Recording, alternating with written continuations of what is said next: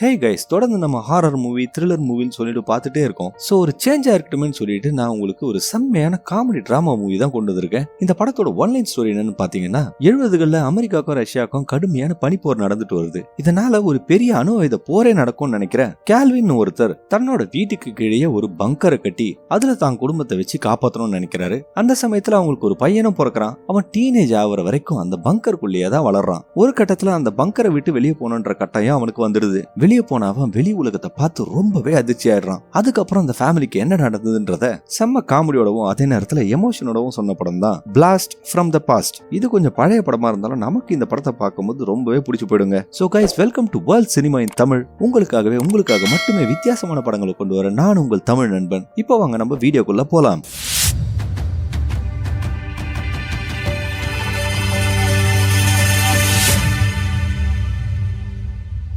1962 அமெரிக்காக்கும் Soviet யூனியனுக்கும் பெரிய பனிப்போர் நடந்துட்டு இருக்கும் போது கண்டிப்பா ரஷ்யா அமெரிக்கா மேல அணுகுண்டு போடும் சொல்லி அமெரிக்க மக்கள் எல்லாருமே நம்பிட்டு இருந்த காலம் அது. இது காரணமா நிறைய பேர் அவங்க வீட்டுக்கு கீழே பங்கர் மாதிரி கட்டி அந்த அசம்பாவிதத்துல தப்பிக்கிறதுக்காக முடிவு பண்ணி வச்சிருக்காங்க. அதுல ஒருத்தர் தான் கேல்வின். அவரோட பங்கர்ல அவருக்கு தேவையான ஃபுட் சப்ளைஸ் எல்லாம் ரெடி பண்ணி வச்சிடறாரு. ஒரு நாள் கேல்வினும் அவரோட பிரெக்னென்ட் ஆன மனைவி ஹெலனும் அவங்க ஃப்ரெண்ட்ஸ் எல்லாம் கூப்பிட்டு அவங்க வீட்டுல ஒரு பார்ட்டி பண்ணிட்டு இருக்காங்க. அந்த நேரத்துல அவங்க எல்லாருமே டிவி நியூஸை பார்த்துட்டு இருக்கும் போது அப்போதைய பிரசிடென்ட் கெனடி ரஷ்யாவுக்கு எதிராக ஒரு சீக்ரெட்டான மிஷனை அவங்க தயார் பண்ணி வச்சிருக்காங்கன்னு அவர் பேசிட்டு இருக்காரு. இத பார்த்த கேல்வின் உடனே டென்ஷன் ஆகி கண்டிப்பா போர் தொடங்க போகுதுன்னு சொல்லிட்டு வந்த கெஸ்ட் எல்லாரையுமே வீட்டை விட்டு அனுப்பிச்சுட்டு தன்னோட மனைவி ஹெலனை கூப்பிட்டுக்கிட்டு அந்த பங்கருக்குள்ள போயிடுறாரு. கொஞ்ச நேரம் கழிச்சு நமக்கு ஒரு ஃபைட்டர் ஜெட் அந்த சிட்டி மேல பறக்கிற மாதிரி காட்டும் போது அந்த பிளேன்குள்ள நடந்த எந்திர கோளாறுனால அந்த பிளேன் கட்டுப்பாட்டை இழந்து கரெக்டா கேல்வினோட வீட்டு மேல மோதி வெடிச்சு சதறதுங்க. அதனால அந்த பங்கருக்குள்ள பயங்கரமான அதிர்வுகள்லாம் உருவாகுது. இப்போ கேல்வினும் உண்மையாவே ஒரு அணுகுண்டு தான் வெடிச்சிடுச்சுன்னு நினைச்சிட்டு இருக்காரு. உடனே அவரு அந்த பங்கரோட டோரையும் சீல் பண்ணிட்டு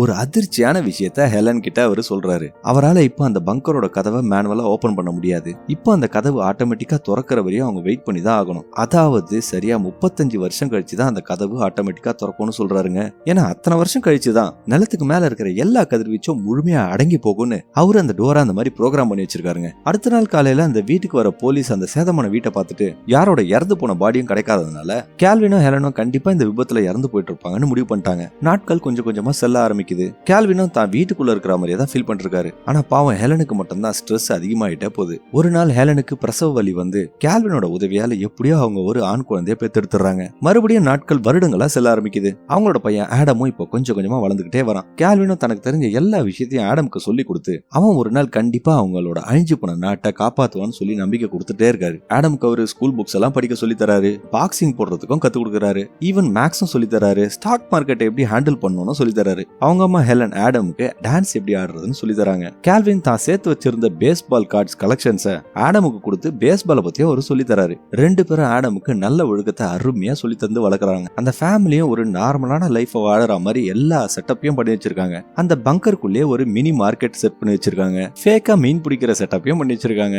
ஏன் அந்த பங்கருக்குள்ள ஒரு கார்டனே மெயின்டைன் பண்றாங்க. ஆடமுக்கு ஒரு தனி ரூம் கூட கட்டி வச்சிருக்காங்க. அவங்க ரிலாக்ஸ் பண்றதுக்கு விளையாடுறதுக்குன்னு சொல்லி அந்த பங்கருக்குள்ள எல்லா இடத்தையும் தயார் பண்ணி வச்சிருக்காங்க. அதே நேரத்துல ஆடமுக்கு சொந்தமான அவரோட நிலத்து மேல பல்வேறு கடைகள் வந்து போயிட்டு இருக்கு. முதல்ல அது ஒரு ஹோட்டலா இருக்கு. அதுக்கப்புறம் அது ஒரு நைட் கிளப்பா மாறுது. பல வருஷங்கள் கழிச்சு 1995 ஆடமுக்கு 33 வயசு ஆயிடுதுங்க. அவனோட பிறந்த நாள அவங்க எல்லாருமே ரொம்ப சந்தோஷமா கொண்டாடிட்டு இருக்காங்க. 35 வருஷங்கள் முடியறதுக்கு இன்னும் 2 வருஷங்கள் இருக்குன்னு சொல்லி ஹெலன் சொல்லிட்டு இருக்கும்போது இந்த இடத்த நான் கண்டிப்பா மிஸ் பண்ணுவேன்னு சொல்லி கேல்வின் சொல்லும் போது ஹெலனும் அந்த நேரத்துல பக்கத்து ரூம்ல போய் ரொம்ப சத்தமா கத்தி அவங்களோட டென்ஷனை போக்கிக்கிறாங்க. ஒரு வழியா 35 வருஷங்கள் முடிஞ்சிருது. அந்த கதவும் ஆட்டோமேட்டிக்கா ஓபன் ஆகுது. அவங்க ஃபேமிலியே இப்போ வெளியே போறத நினைச்சு ரொம்ப சந்தோஷப்பட்டு இருக்கும்போது எதுக்கும் அவங்களோட பாதுகாப்புக்காக ஒரு கதிர்வீச்சு தடுக்கக்கூடிய ஒரு சூட்டை போட்டுக்கிட்டு கேல்வினும் அந்த பங்கரை விட்டு அவரோட வீட்டுக்கு வெளியே போய் பாக்குறாரு.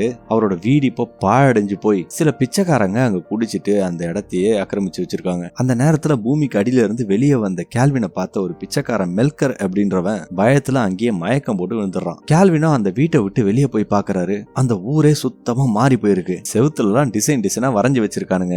மக்களும் துப்பாக்கியெல்லாம் ஏதோ டாய்ஸ் மாதிரி யூஸ் பண்ணிட்டு இருக்காங்க. சுத்தி முத்தி பார்க்கும்போது நிறைய குடிகாரங்க தான் தெரியறானுங்க. அவர் பேச்சு கொடுக்குற சில பேர் பேசும்போது அவருக்கு புரியவே மாட்டேங்குது. ஏன்னா அவங்களோட மொழியே இப்போ மாறி போயிடுது. இருக்காதா பின்ன 35 வருஷமாச்சே, மாறி தானே போகும். மறுபடியும் வீட்டுக்கு போன கேல்வின் அவங்க ஃபேமிலி கிட்ட வெளியே இருக்கிற காத்து நம்ம சுவாசிக்கிறதுக்கு சேஃபானதா இருந்தாலும் மக்கள் எல்லாம் பாக்குறதுக்கு அந்த கதிர்வீச்சுனால ரொம்ப பாதிக்கப்பட்டவங்க மாதிரி இருக்காங்கன்னு சொல்லிட்டு இருக்காரு. இதை கேட்ட ஹெலனுக்கு கோபம் பத்திக்கிட்டு வந்து அவங்களும் பஸ்ட் அவுட் ஆகி பயங்கரமா கத்த ஆரம்பிக்கிறாங்க. அவங்களுக்கு அவங்களுக்கு தன்னோட மகன் ஆடம் வெளி உலகத்தை பார்த்தே ஆகணுங்கிறதுல விடாப்புடியா இருக்காங்க. கேல்வின் பதிலுக்கு முடியாதுன்னு கோவமா சண்டை போட்டுட்டு இருக்கும்போது அவருக்கு அந்த நேரத்துல நெஞ்சு வலி வந்துடுது. இப்போ கேல்வினுக்கு உடம்பு சரியில்லாததுனால ஹெலன் தன்னோட மகன் ஆடம் கிட்ட வெளியே கடைக்கு போய் ஒரு 2 வருஷத்துக்கு தேவையான சாப்பாட்டு பொருட்கள்லாம் வாங்க சொல்லி அவனுக்கு கொஞ்சம் பணத்தையும் கையில கொடுத்து என்னென்ன வாங்கணும்ன்றதுக்கு ஒரு லிஸ்டும் கொடுத்து ஒரு ஹோட்டல் ரூமை சொல்லி அதுல ஸ்டே பண்ணிக்க சொல்லிடுறாங்க. அதே போல யாருக்கிட்டையும் தேவையில்லாம பேச்சு கொடுத்துக்காதன்னு சொல்லிடுறாங்க. வீட்டை விட்டு கிளம்ப போற ஆடம் கிட்ட கேல்வின் பிட்டு படம்லாம் விற்கிற அடல்ட் ஸ்டோர் கிட்ட போயிடாத, அவருக்கு அவரோட பையன் கெட்டு போயிடக்கூடாதுன்றதுல ஒரு அக்கறை, அங்க கதிர்வீச்சோட அளவு அதிகமா இருக்கும், அதனால அங்க போயிடாதுன்னு சொல்லிடுறாரு. ஆடமும் பெட்டியெல்லாம் கட்டிக்கிட்டு அந்த வீட்டை விட்டு வெளியே போகும்போது அங்க வெளியே இருந்த பிச்சைக்காரன் மெல்கர் கேல்வினோட ஃபேமிலியை இப்போ ஒரு கடவுள் மாதிரி நினைச்சு கோயில் செட்டப் எல்லாம் வச்சு கும்பிட்டு இருக்கான். வெளியே போன ஆடமும் முதல் முறையா தன்னோட வாழ்க்கையில வெளி உலகத்தை பாக்குறான். அந்த அழகான வானம், நிறைய பில்டிங்ஸ், நிறைய மக்கள், மரங்கள், இதெல்லாம் பார்த்து அவன் ரொம்ப உற்சாகமாயிடுறான். அவன் ஒரு சின்ன விஷயத்தையும் பார்த்து பயங்கர எக்ஸைட் ஆகி அவனை கடந்து போற எல்லாரையுமே அவன் விஷ் பண்ணிக்கிட்டே போறான். ஏன்னா அந்த அளவுக்கு ஒழுக்கமா ஆடமோட அப்பா அம்மா அவனை வளர்த்திருக்காங்க. அவன் அந்த அடல்ட் ஸ்டோரை கடந்து போகும்போது அவன் மூக்க மூடிக்கிட்டு மத்தவங்களையும் அதே மாதிரி செய்ய சொல்லி கத்துறான். ஒரு பஸ்ஸுக்குள்ள ஏறின ஆடம் அந்த பஸ் போகும்போது அவனுக்கு அந்த ஃபீலிங்கே கொஞ்சம் வித்தியாசமா இருக்கு. அதனால அவன் ரொம்ப பதட்டப்பட்டுட்டே இருக்கான். அவன் கூட போற பயணியும் கூட பேசும்போது அவன் ரொம்ப பழமையான இங்கிலீஷ் வார்த்தைகள்லாம் பேசுறதுனால அவனை ஒரு பைத்தியக்காரன் நினைச்சு கத்திட்டு இருக்காங்க. ஒரு வழியா ஆடமும் ஒரு ஷாப்பிங் ஸ்டோருக்குள்ள போய் அந்த லிஸ்ட்ல இருக்கிற எல்லா ஐட்டம்ஸையும் எடுக்க ஆரம்பிக்கிறான். அப்ப அந்த கடையில இருந்த கறிக்கடைக்காரன் அதிகமான அமௌண்ட்டுக்கு ஆர்டர் பண்ணீங்கன்னா நாங்க உங்களோட வீட்டுக்கே இதை டெலிவரி பண்ணுவோம் சொல்றான். அப்போதான் ஆடமுக்கு தன்னோட வீட்டுக்கு போற வழியே மறந்து போச்சுன்றது உணருது. உடனே அந்த கடையில இருந்து வெளியே வர ஆடம் ஒரு பஸ்ஸா ஏறி அவனோட பங்கரை தேடி அலைஞ்சிட்டு இருக்கான். அவன் கையில இருந்த பணம் எல்லாம் தீர்ந்து போனதுனால அவன் ஒரு பழைய பொருட்கள் எல்லாம் வாங்குற கடைக்குள்ள போய் தான் அப்பா கொடுத்த பழைய பேஸ்பால் கார்ட்ஸ் எல்லாம் அந்த கடைக்காரங்கிட்ட விற்கிறதுக்கு முடிவு பண்றான். அந்த கடைக்காரனும் அந்த கார்ட்ஸ் எல்லாம் பார்த்துட்டு இது கொஞ்சம் பழமையானதுன்னு தெரிஞ்சுக்கிட்டு மொத்த கார்ட்ஸுக்குமே $500 கொடுக்கறதா சொல்றான். அந்த டீலுக்கு ஆடம் ஒத்துக்கலாம்னு நினைக்கும் போது அந்த கடையில வேலை செஞ்சுட்டு இருக்கிற ஈவன்ற ஒரு பொண்ணு அந்த கடைக்காரன் ஆடமை ஏமாத்த நினைக்கிறானோ அவன் வச்சிட்டு இருந்த ஒரு கார்டும் $4000 இருந்து $6000 வரையும் போகும்னு சொல்றா. அடடா, ஆடம் ஈவ் செம்ம காம்பினேஷன்ல. இப்ப ஆடமுக்கு ஈவ் மேல ஒரு கிரஷ் வந்துருது. அந்த கடையில இருந்து வெளியே போன ஆடம் ஈவ் கிட்ட அவங்க அம்மா சொன்ன ஹோட்டலோட பேரை சொல்லி அங்க கூட்டிட்டு போகும்படி கேக்குறான். ஆரம்பத்துல ஈவ் ஒத்துக்காம அங்க இருந்து வேகமா கிளம்பும் போது ஆடம் ஈவ் கிட்ட அவனுக்கு உதவி செஞ்சா 2 பேஸ்பால் கார்ட்ஸ குடுக்கறதா சொல்றான். அவங்க அந்த கார்ல போயிட்டு இருக்கும்போது ஆடம் ரேடியோல பழைய பாட்டா போட்டு கேட்டுட்டு இருக்கான். இத பார்த்துட்டு ஈவ் ஆடம் ஒரு விசித்திரமானவன் முடிவு பண்ணிடுறான். அவன் அந்த ஹோட்டல்ல இறக்கி விட்டுட்டு ஈவ் ஒரு வார்த்தை கூட சொல்லாம வேகமா அந்த கார் எடுத்துக்கிட்டு கிளம்பிடுறா.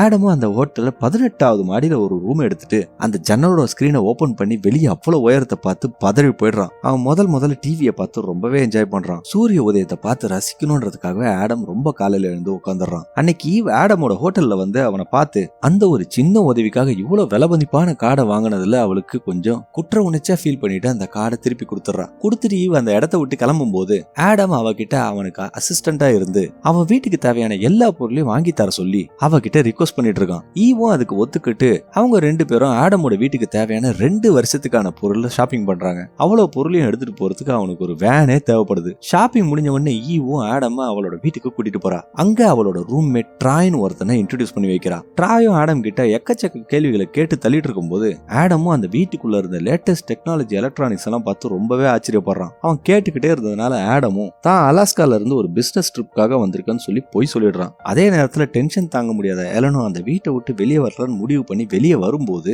வெளியே இருக்கிற அந்த பைத்தியக்காரங்க எலனை கடவுளா கும்பிடுறத பார்த்து பயந்து போய் திருப்பியும் உள்ள போயிடுறாங்க. கொஞ்சம் வித்தியாசமா இருந்தா உடனே கடவுள்ன்றுவானுங்களே. அடுத்த நாள் காலையில ட்ராய் ஆடமை கூட்டிக்கிட்டு அவனுக்கு தேவையான ட்ரெஸ் எல்லாம் வாங்கி கொடுத்துருக்கான். அந்த ட்ரெஸ்ல பார்க்கும்போது ஆடம் ரொம்ப ஹேண்ட்ஸமா இருக்கான். அதுக்கப்புறம் அவங்க 2 பேரும் ஆடம் கூட ரொம்பவே சந்தோஷமா என்ஜாய் பண்ணிட்டு இருக்காங்க. ஒரு நாள் அவங்க கூட பீச்சுக்கு போற ஆடம் முதல் அந்த கடலை பார்த்து ரொம்ப சந்தோஷமாயி குதிச்சு விளையாட ஆரம்பிக்கிறான். அதே நேரத்துல அவன் ஒரு பேஸ்பால் கேமையும் பார்த்துட்டு ஏன் அவங்க அப்பாக்கு பேஸ்பால்னா ரொம்ப பிடிக்குதுன்றத புரிஞ்சுக்கிறான். அந்த அளவுக்கு இன்ட்ரெஸ்டான கேமா அவனுக்கு அது தெரியுது. ஒரு நாள் சாயந்தரம் வெளியே மழை பெய்யும் போது ஆடம் அதுல நின்னுக்கிட்டு அந்த மழையை ரசிச்சிட்டு இருக்கும் போது ஈவோ அவனை பார்த்து சந்தோஷப்படுறான். வெகுளித்தனமான நம்மளோட ஆடம் ஈவ கட்டி பிடிச்சுக்கிட்டு இந்த உலகம் எனக்கு ரொம்ப பிடிச்சிருக்குன்னு சொல்லி அவகிட்ட பேசிட்டு இருக்கான். அன்னைக்கு சாயங்காலம் ட்ராயும் ஈவும் ஆடமை கூட்டிக்கிட்டு அவன் கல்யாணம் பண்ணிக்கிறதுக்கு ஒரு பொண்ணு தேடுறதுக்காக ஒரு கிளப்புக்குள்ள போறாங்க. தப்பான சாய்ஸுங்க. அங்க இருந்த பெண்கள் எல்லாருமே ஆடமோட லுக்க பார்த்து ரொம்பவே ஈர்க்கப்படுறாங்க. அந்த அளவுக்கு நம்ம ஆடம் கியூட்டா இருக்காரு. இதை பார்த்த உடனே ஈவுக்கு கொஞ்சம் பொசசிவ் ஆயிடுது. உடனே கோவப்பட்டு ஆடம் அங்க இருந்து அவ கூட்டிட்டு போறா. அவ அவனை கூட்டிட்டு போய் ஒரு நல்ல பொண்ணை தேட சொல்லிட்டு இருக்கா. கிளப்புக்குள்ள நல்ல பொண்ணுக்காக எங்கெங்க போறது.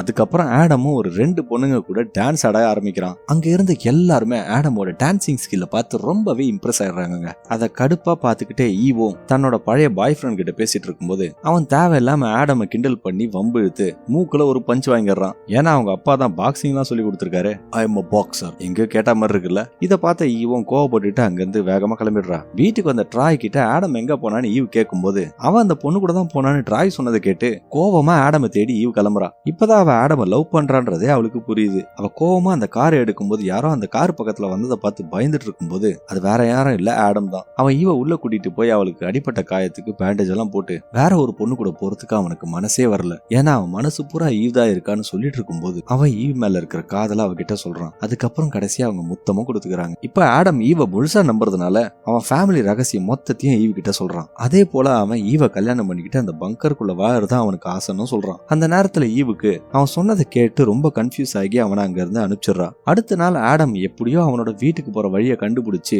அவன் வீட்டோட கதவை திறக்கும் போது அந்த பைத்தியக்காரன் மெல்கர் ஒரு மதத்தையே உருவாக்கி வச்சிருக்காங்க. அவன் வீட்டை கண்டுபிடிச்ச சந்தோஷமான செய்தியை ஈவ் கிட்ட சொல்லலான்னு ஆடம் வீட்டுக்கு போகும்போது அவன் ஒரு பைத்தியக்காரன் நினைச்ச ஈவ் அவனுக்கு ட்ரீட்மெண்ட் கொடுக்கறதுக்காக 2 டாக்டர்ஸ வீட்டுக்கு கூட்டு வந்துடுறா.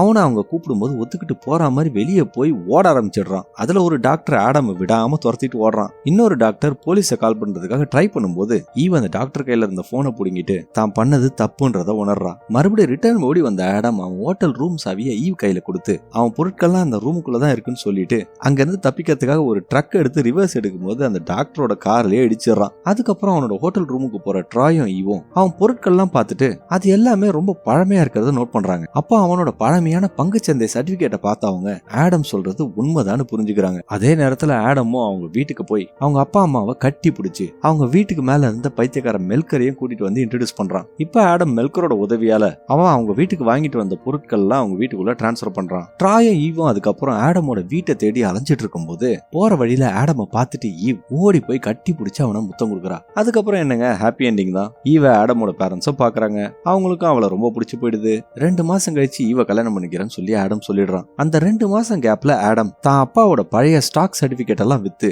சிட்டியை விட்டு ரொம்ப தள்ளி ஒரு கிராமத்துல ஒரு அழகான வீடை கட்ட ஆரம்பிக்கிறான். அந்த வீடை கட்டி முடிச்சுட்டு ஆடம் தன்னோட பேரண்ட்ஸை கூட்டிகிட்டு வந்து அவங்களுக்கு அந்த வீடை கிஃப்ட் பண்றான். அந்த குடும்பத்துல இருந்த எல்லாருமே இப்ப சந்தோஷத்துல நிறைஞ்சிருக்காங்க. ஆடம் தன்னோட அப்பா கூட காஃபி சாப்பிட்டு இருக்கும்போது அவர் நினைச்ச மாதிரி எந்த ஒரு நியூக்ளியர் பாம்பும் இங்க வெடிக்கல. அது ஏதோ ஒரு பிளேன் கிராஷ் தான். அதே நேரத்துல சோவியத் யூனியனும் உடைஞ்சு போச்சுன்னு அவன் சொல்லிட்டு இருக்கும்போது அது நம்பாத கேல்வின் மறுபடியும் ஒரு பங்கர் கட்டுறதுக்காக அளவெடுக்க ஆரம்பிச்சிடறாருங்க. அப்படியே படத்தையும் முடிக்கிறாங்க. ஓகே ஃப்ரெண்ட்ஸ், இந்த வீடியோ பிடிச்சிருந்தா கண்டிப்பா லைக் பண்ணுங்க. நீங்க என்னோட சேனலுக்கு புதுசா இருந்தா நம்ம சேனலை சப்ஸ்கிரைப் பண்ணுங்க. மீண்டும் இன்னொரு ஒரு சூப்பரான வீடியோவோட உங்களை சந்திக்கிறேன். அதுவரை உங்களிடமிருந்து விடைபெறுவது உங்களுக்காக மட்டும் வித்தியாசமான படங்களை கொண்டு வர உங்களுடைய தமிழ் நண்பன். நன்றி, வணக்கம்.